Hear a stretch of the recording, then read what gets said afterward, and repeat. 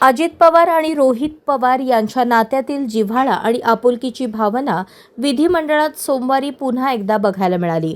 शोकप्रस्तावावर बोलताना रोहित पवार यांनी दादांसोबतच्या आठवणींना उजाळा दिला. एकदा अजितदादा मला म्हणाले होते, रोहित, तुझ्या झिपऱ्या वाढल्या आहेत त्या कमी कर. दादा गेले त्या दिवशी त्यांना आदरांजली म्हणून मी केस कापले असे सांगताना ते भावूक झाले. तसेच तुझं शारीरिक वजन कमी कर आणि राजकीय वजन वाढव हा दादांचा सल्ला आयुष्यभर लक्षात ठेवेन असेही त्यांनी ठामपणे सांगितले. याशिवाय शर्टचे वरचे बटन लावण्याबाबत दादांची सूचना आठवत रोहित पवार म्हणाले, 40-50 वर्षांनी वरती दादांची भेट झाली तेव्हा त्यांच्यासमोर हे बटन लावेन, तोपर्यंत ते उघडेच ठेवणार, म्हणजे रोज त्यांची आठवण येईल. या शब्दांमुळे सभागृहात क्षणभर स्तब्धता पसरली आणि दादा पुतण्यातील भावनिक नात्याचा प्रत्यय सर्वांना आला. तिथं घेतलं जातं. अजितदादा आणि बारामतीचं नातं फारच वेगळं आहे. दादा बारामतीवर खूप मनापासून प्रेम करायचे आणि बारामतीकर दादांवर खूप मनापासून प्रेम करायचे. तिथं गेल्यानंतर कुठलाही विषय असेल तर दादा लगेचच्या लगेच तिथं लोकांचा सोडवायचे. झाडाकडे जेवढं लक्ष असायचं तेव्हा झाडाच्या फांद्यांकडे सुद्धा लक्ष असायचं. एखाद्या गावामध्ये काय कुठली अडचण आहे, कोणाची अडचण आहे, कशा पद्धतीने आपल्याला काम करता येईल, ॲडमिशनचा विषय आहे का, MIDCचा विषय आहे का, नोकरीचा विषय आहे का, लाईटचा विषय आहे का, एवढा मोठा नेता असताना, या राज्याचा उपमुख्यमंत्री असताना सुद्धा एखाद्या व्यक्तीला, बारामतीच्या एखाद्या व्यक्तीला एखादा विषय सांगितला, एखादी अडचण सांगितली तरी लगेचच्या लगेच ती आपल्याला कशी सोडून देता येईल याचा प्रयत्न हा अजितदादाने तिथं केला. बारामती पॅटर्न काय असतं हे पवार साहेबांच्या विजनली अजितदादांनी त्या ठिकाणी सगळ्यांना दाखवून दिलं. विरोधक सुद्धा बोलत असताना भाषणात सांगतात की आम्ही या भागामध्ये बारामती करून दाखवतो. असा एक पॅटर्न हा अजितदादांनी अख्ख्या महाराष्ट्राला सोडा अख्ख्या देशाला तिथं त्या ठिकाणी करून दाखवला. तसंच काहीतरी पिंपरी चिंचवडमध्ये सुद्धा विकासाच्या माध्यमातून तिथं चांगल्या गोष्टी केलेल्या आपण सर्वांनी तिथं बघितल्या. अध्यक्ष महोदय, किती कमिटेड होते दादा काका हे मी तुम्हाला एका उदाहरणाच्या माध्यमातून तुम्हाला सांगतो. पुणे जिल्हाधिकारी कार्यालयाचं उद्घाटन 2014 मध्ये झालं. ही बिल्डिंग कुणी मान्य केली होती तर दादांनी त्याची मान्यता दिली होती. डिझाईन त्यांनी बघितलं होतं. तिथं कॉन्ट्रॅक्टर जो काही कॉम्पिटिटिव्ह बिडिंगच्या माध्यमातून आला होता, त्यानंतर आर्किटेक्ट पासून सगळ्या गोष्टी दादांनी बघितल्या होत्या.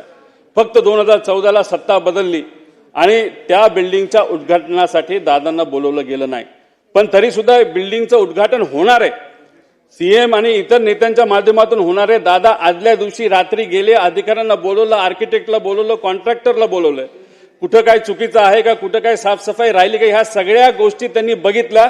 एवढी कमिटमेंट ही अजित काकांची, अजितदादांची तिथं आपण सर्वांनी या महाराष्ट्राच्या राजकारणामध्ये तिथं बघितली. अध्यक्ष महोदय, 2 मिनिटं फक्त राहिले. मी आणि अजितदादा म्हणजे फार आमचं जवळचं नातं होतं. माझ्या जीवनामध्ये मला जिल्हा परिषदेचं म्हणजे राजकारणातलं पहिलं तिकीट जर कुणी दिलं असेल तर ते अजित काकांनी दिलं. आमदारकीचं तिकीट जर कुणी दिलं असेल तर ते माझ्या काकांनी तिथं मला दिलं. आमच्या परिवारामध्ये आमचे जे काका असतात ते पुतण्याचं लग्न तिथे ठरवतात.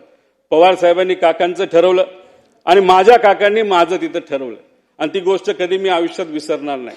माझे होणारे सासरे त्यांना भेटायला गेले होते आणि त्यांनी विचारलं होतं, माझी मुलगी रोहितला मी देणार आहे, त्याबद्दल तुमचं काय मत आहे.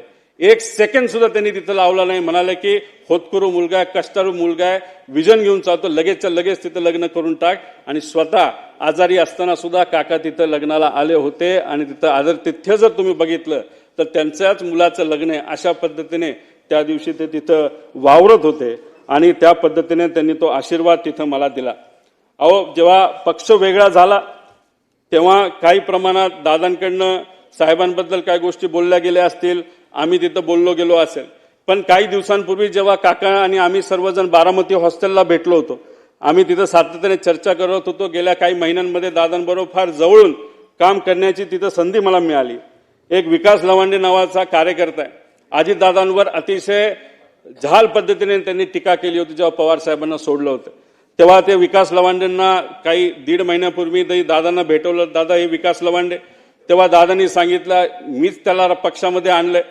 दादा तुमच्या विरोधात त्यांनी खूप काय बोलले म्हणतो, तुम्हाला भेटायला घाबरतोय. तेव्हा दादा म्हणाले, अरे तू बोलला हे बरोबर आहे, पण मी पण बोललो होतो ना पहिलं दुसरं भाषण, त्यामुळे मी पण चुकलो, तू पण चुकला. आता काय नाही, आता आपल्याला एकत्र एका विचाराने त्या ठिकाणी काम करायचे, अशा मोठ्या मनाचे हे माझे काका त्या ठिकाणी होते. त्याच्याच बरोबर अध्यक्ष महोदय, शेवट काही गोष्टी बोलत असताना प्रशासनावर वचक असणारा नेता गेला, जाती धर्माच्या पलीकडे काम करणारा नेता गेला, सूर्याशी स्पर्धा करणारा नेता गेला, सूर्य उगवण्याआधी कामाला सुरुवात व सूर्य मावळल्यानंतर काम बंद करणारा नेता गेला. अजितदादांच्या जाण्याने महाराष्ट्राच्या राजकारणातील एक लोकनेता गेला, महाराष्ट्राच्या राजकारणातील रुबाब गेला, बेट्या म्हणून आव्हान देणारा ग्रामीण बाज गेला, महाराष्ट्रातील राजकारणाचा रांगडेपणा गेला, राज्याच्या राजकारणातील बेधडकपणा गेला, राज्याच्या राजकारणातील वेग आणि आवाका गेला, महाराष्ट्रातील राजकारणाचा जिवंतपणा गेला. सगळ्यात महत्वाचे राज्याच्या राजकारणातील मिश्किलपणा गेला. अजितदादा पवार नावाचा जादूगार हसवत हसवत संबंध महाराष्ट्राला निशब्द करून गेला. मला ते म्हणायचे की रोहित, तुझ्या झिपऱ्या वाढल्यात, जरा झिपऱ्या कमी कर.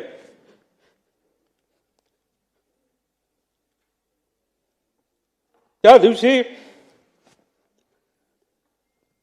एक आदरांजली म्हणून तिथं मी माझे केस कापले. ते मला म्हणायचे, तू जरा शारीरिक वजन वाढले, तू जरा शारीरिक वजन कमी कर, पण राजकीय वजन वाढव.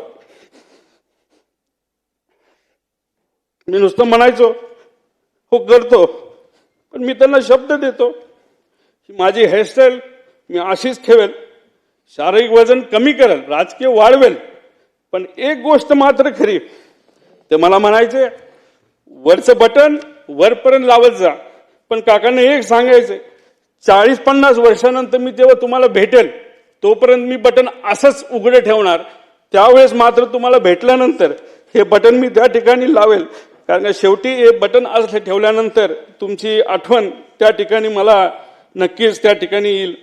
पण एक गोष्ट अजून आहे, 40-50 वर्षांनी जेव्हा अजित काकांची माझी भेट होईल तेव्हा हा माझा लढा जो मी आता त्या ठिकाणी लढत आहे, अख्खा महाराष्ट्र त्या ठिकाणी लढत आहे, तेव्हा अजित काकांसमोर ताट मानेले मी तिथं उभा राहील. आणि नक्कीच माझे काका माझ्या पाठीवर हात ठेवून म्हणतील, लढलास बरं का. आणि या गोष्टी ऐकण्यासाठीच हा जो छोटासा लढा पण महत्वाचा लढा त्या ठिकाणी मी व सर्वांनी तिथं हातात घेतलाय, तो पूर्ण केल्याशिवाय राहणार नाही. आणि दादांच्या अपघातात जो कोणी जबाबदार असेल, जो कोणी दोषी असेल, त्याला तुरुंगात टाकल्याशिवाय आणि शिक्षा दिल्याशिवाय आम्ही तर त्या ठिकाणी शांत बसणार नाही. तो किती मोठा असला आणि कुणी काय असलं तरी आम्ही घाबरणार नाही. त्याच्याच बरोबर मला काकींना या ठिकाणी सांगायचं, काकी तुमच्या राजकीय पुढच्या प्रवासामध्ये या छोट्या कार्यकर्त्यांचं तुमच्या या पुतण्याचं जिथं कुठं तुम्हाला मदत लागेल ती मदत करण्यासाठी मी सदैव त्या ठिकाणी तयार असेल. एवढंच या ठिकाणी सांगतो, जेवढं बोलेल तेवढं कमी आहे.